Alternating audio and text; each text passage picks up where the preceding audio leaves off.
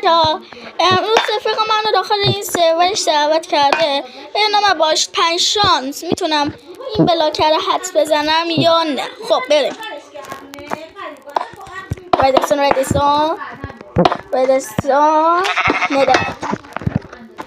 هیچیش درست نیست. چند تاش درسته؟ هیچیش درست نیست. چند تاش درسته؟ دو تاش درسته. خب پس چند تاش درسته؟ یکیش. یکیش؟ خب چند تاش؟ دو تاش. خب پس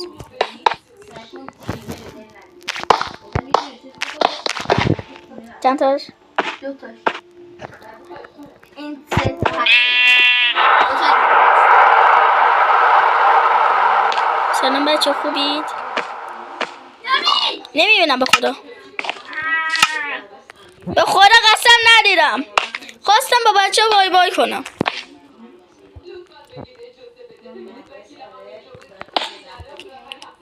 دو تاش درسته. نه میدونم دارم. چند تاش؟ یکیش؟ چند تاش؟ یکیش تمام. جواب بایستی ببینم. ای دروغ خب برو بذار. وایسا یه دقیقه. پرواز یه دقیقه.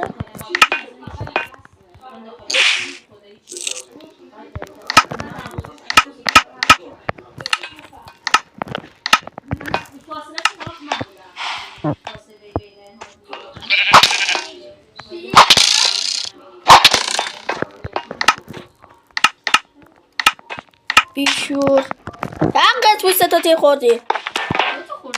3 تا خوردی. 3 تا بذار الان میبینم دیگه. آره 3 تا. چرا دو میگه؟ دو تا خوردم.